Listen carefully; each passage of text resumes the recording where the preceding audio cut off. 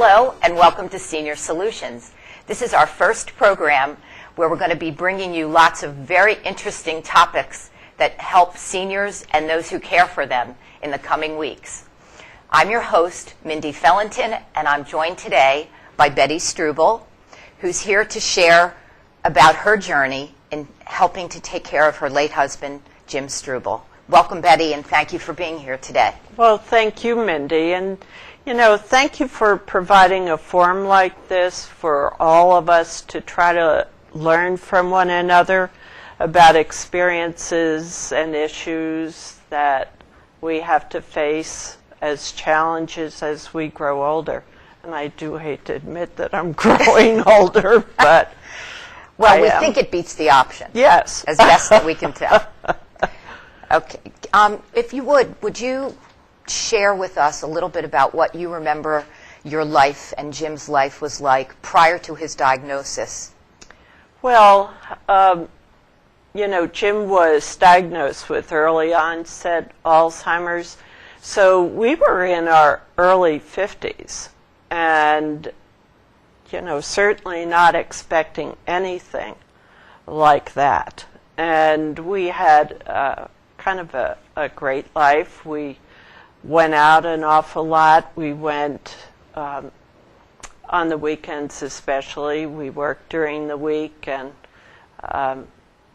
I was working with the school system at the time, and so we worked hard, and then we played a lot on the weekends. So we had, a happy life, and we really did not expect anything like this to fall upon us. And what were some of the changes that occurred once that diagnosis happened? Well, I guess the most obvious one and the first one was that you become traumatized. I mean, Alzheimer's and early onset Alzheimer's, which, by the way, he had no history at all in his family of Alzheimer's. When you first receive that diagnosis, this cold fear runs through your body because it's just so shocking, so traumatizing. So coming to deal with that is one of the first major issues. And you find both with the patient and with the caregiver that they're both trying, they're both struggling with that and both wanting to deny that diagnosis. You're always looking to think in terms of, well, this could not be. Although the early symptoms certainly proved characteristic of that. Now, at that time, you were working full-time. Yes, I was. And how did you find that to be with juggling becoming a caregiver and dealing with the issues of where to go and what to do and working full-time? Right. And that was probably one of the first decisions that I made. And now that I look back on it, it was a very good decision. You mean to continue to work? To continue to work. And work had been my life and my passion, truly. And as it turned out, it also ended up being very cathartic for me and a place where I could actually be proactive. Whereas at home, I was continuing every day after day to be reactive to things that occurred. So when I was able to continue my work, and I thought too this was going to be very important for me because I had no idea what the future would bring, and I really had in my mind the need to not only support myself but both of us, since Jim was no longer able to work, and to be able to provide for him and his care as the future went on. However, at that time, you were working in what I was a position? director of school performance, and I worked with about 30 to 32 schools from K through 12. So and I loved my work. And a lot of responsibility. Well, yes.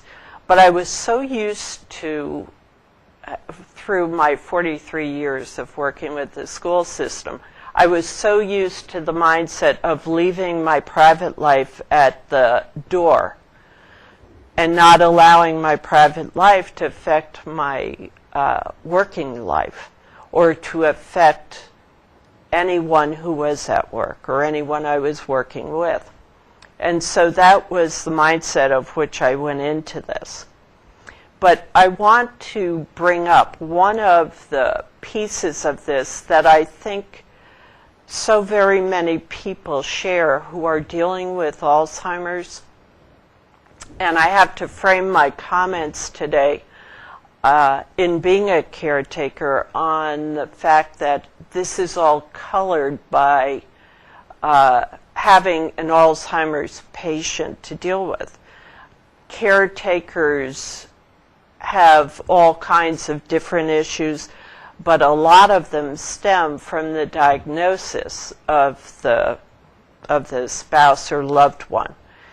At any rate, one of the major issues that immediately face people is that you expect to find someone who you can go to and say, okay, I've gotten this decision.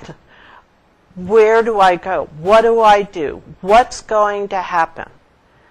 And it's one of the initial shocks that you find out there is no one. There really is no one source. And so that leaves you off balance, as well as the fact in dealing with an Alzheimer's patient. Every morning when you wake up, you never know what's going to happen. But you ultimately did find resources, and Yes, you're going I to share did. with us a little bit later Yes. on how you were able to find people to help you, Yes. and you found your quote-unquote, your angels, I think, is Yes. how you've talked about it Yes. in the past with me. My special angels. Yes, so you were able to ultimately find, Yes. and for people to know that there are resources. Oh, there really are. You just have to do a little digging, perhaps. I probably did not go about it in the best way. Again, because I was keeping this all to myself, and other than sharing a course with my sisters, and that was different, but I was trying to do a lot of this just on my own, and that was one of my biggest mistakes. Well, did you get to the point when you did finally share it with people, and what happened once you did share with people? Well, I did try to do a lot of it on my own, and then I got to a point where, little things brought out what I was going through. For instance, I'd get a call at work and Jim was lost. He was somewhere out there, and he called. He had my phone number, but he called and he was lost, and I had to try to go about finding him. So little by little, I had to let people know what I was going through. And as it turned out, that was probably the thing now that I could tell people to do first. Because what that uncovered was, just all kinds of individuals who came forward, as we said, my little angels, who just sort of presented themselves there either as support or in helping me find resources. And now that I think back on it, I think, that would have been so helpful had I shared that earlier on. Well, I would find it, or I would think that it's something that's difficult to share with others. Yes, even it if is. you're not a quote-unquote private person. Yeah. I think it's just something that, for lots of reasons, stigma, or people might look upon you differently.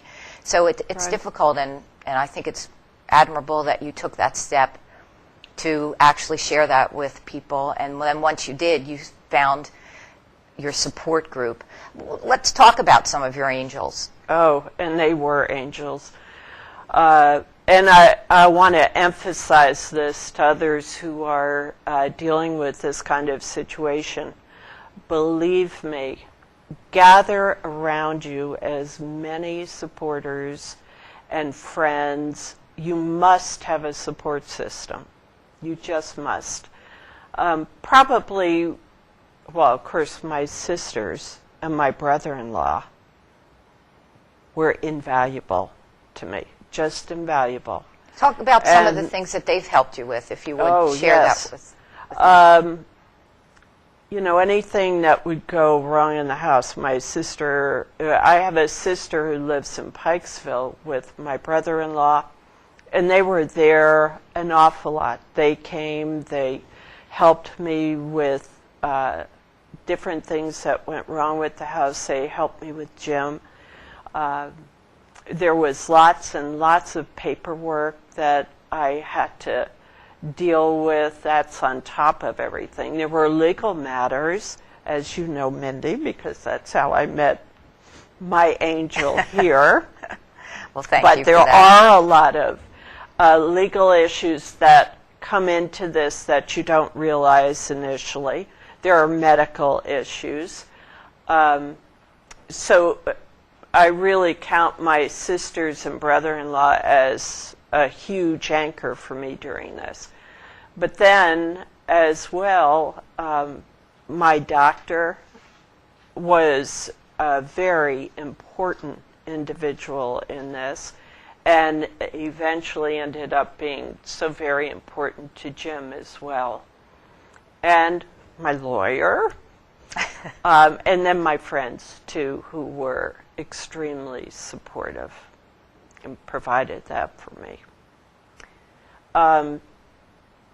For my doctor, who really, I want to stress to folks too, if you can find a doctor who has some sort of experience in dealing with geriatric patients, that you should seek that individual out.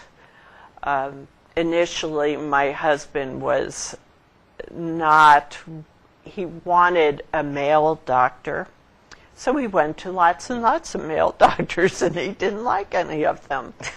And so finally, I took him to my doctor, who was just simply wonderful, and a geriatric doctor. And female. And female. And she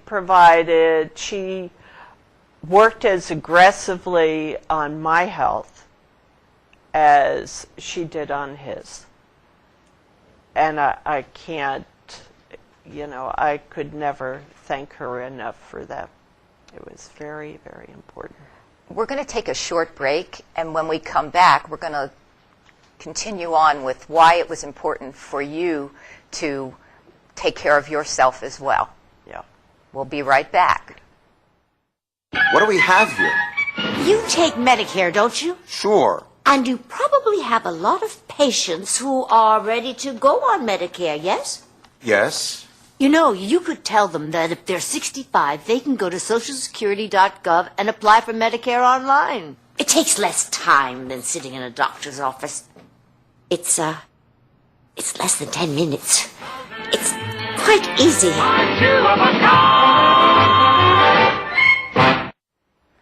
Welcome back to Senior Solutions, where we bring you topics of interest to seniors and those who care for them. I'm your host, Mindy Felinton. I'm joined today by Betty Struble, who's here sharing her journey as a caregiver. And we left off, Betty, where we were talking about the fact that your husband, who was not wanting to go to a female doctor, ended up going to your female doctor, who recommended that you also take care of yourself. Would you talk a little bit more about what that meant and why that was important to you to heed that advice? Well, one of the reasons I said it's so important for caregivers to find someone special is because, with a lot of doctors, you almost have to write things down, and you're in there, and within 5-10 minutes, you're out, and you think of all the things that you didn't say. Whereas with Dr. Seidman, who is my doctor, I could go in there and we might spend an hour in there talking. And there were times, I might just sit there and cry. But she would validate the things I was going through, which is also really important. Mm-hmm. And she would tell me things that I needed to do. She even came to the house one time, and when Jim really was not well, she even came to the house to see him. So having someone like that, having her cell phone, having her call a lot and check on me and how I was doing, that meant more to me than I can say. Because it is, despite everyone around you, it means a lot to have someone who really knows what you're going through. And you had mentioned earlier, too, in your support system about your legal experience. Yes. Yeah, I wonder who could speak to that, Mindy. But I was lucky enough to find you. I looked for someone who was an elder care lawyer who knew about those issues. I knew I was going to have Jim in a care facility as the symptoms intensified. And as it turned out, I did have Jim in a facility for the last 15 months of his life. But I knew I was going to have to do that. I also knew I couldn't afford it. Up till this point, I had been, and I continued to work, but I had someone who would come in during the day and stay with Jim while I was working. But I didn't know how I was going to do that. So I was looking into Medicaid, and I needed somebody to be able to help me go through the red tape that's involved there and help me understand the system and things that I was going to have to do. Some of which was I refinanced my home. We went through months of going through papers and what have you, preparing for Medicaid. And then we also I needed to have power of attorney and power of health. Those were extremely important, as time went on. And we also had the house put in my name, so that would help. It becomes really invaluable. So you did obviously get to the point where you decided to put Jim into a nursing home.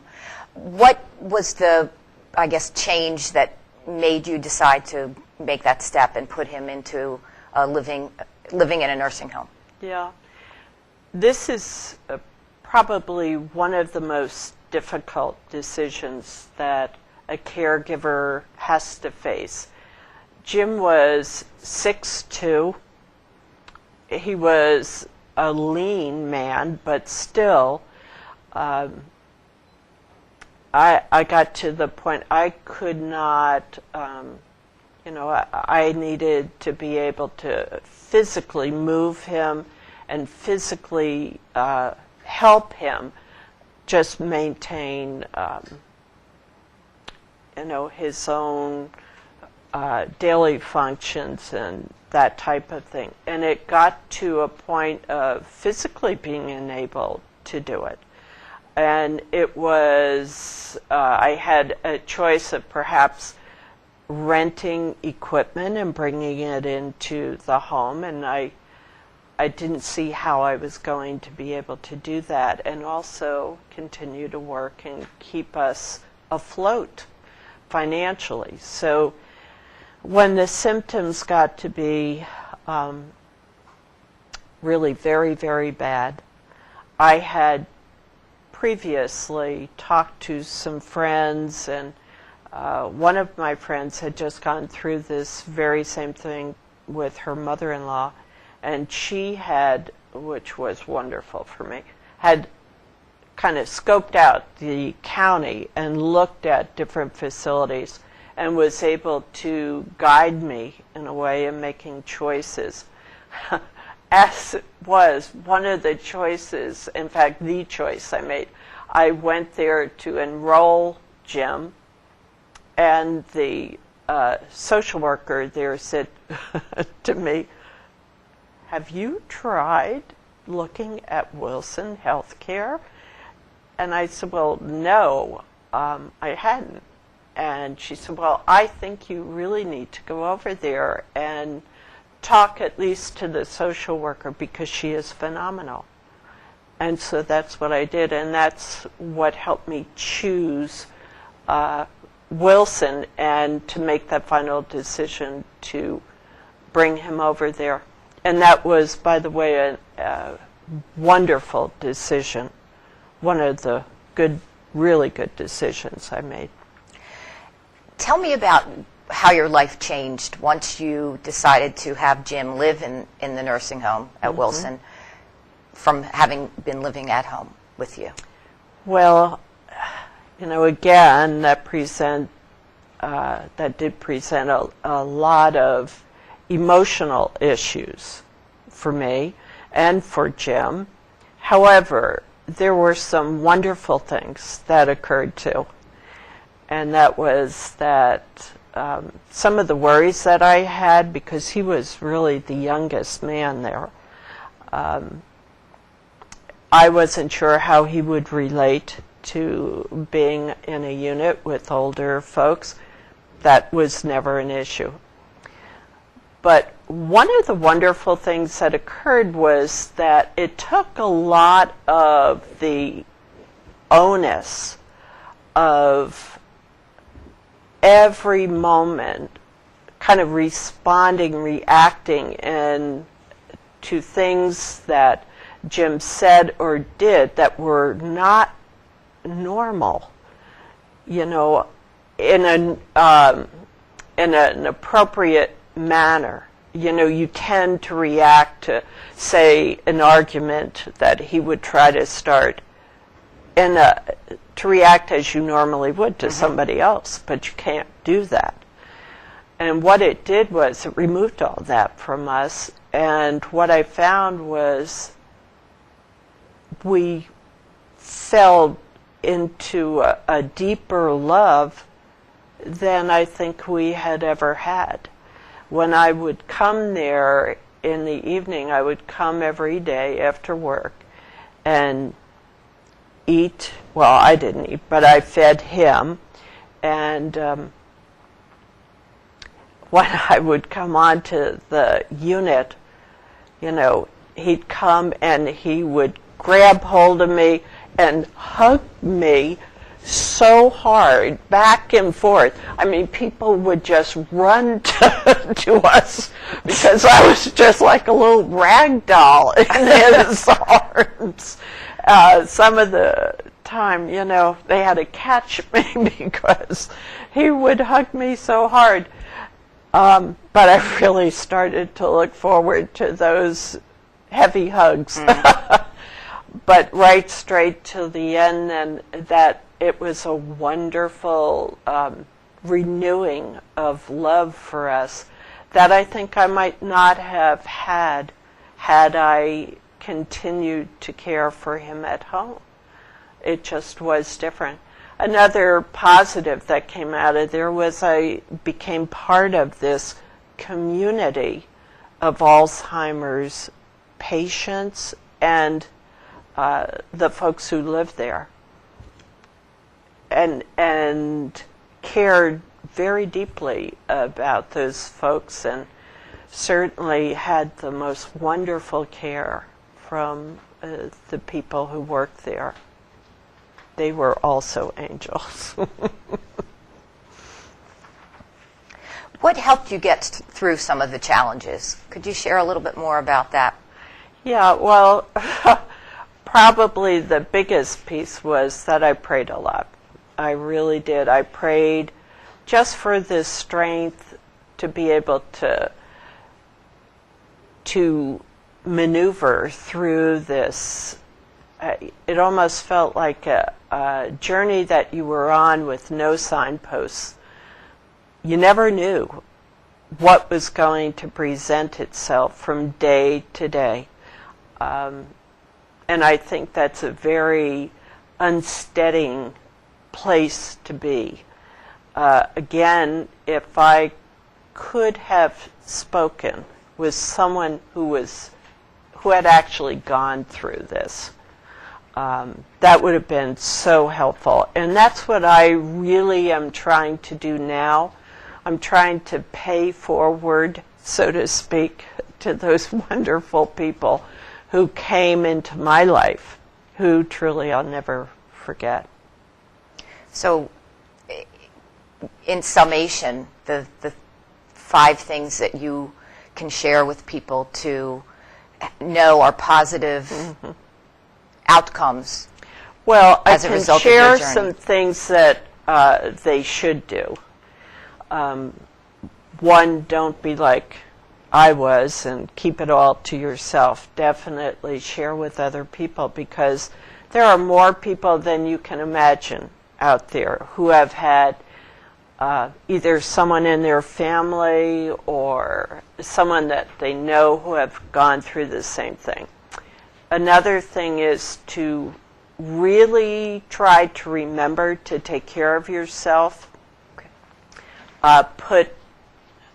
Like I had a spot in the house where I could go and kind of relax and have some peace. These are all really helpful, Betty, and we know how much you want to help other people. If someone were to get in touch with you, because I know you want to make yourself available for people, how would they get in touch with you?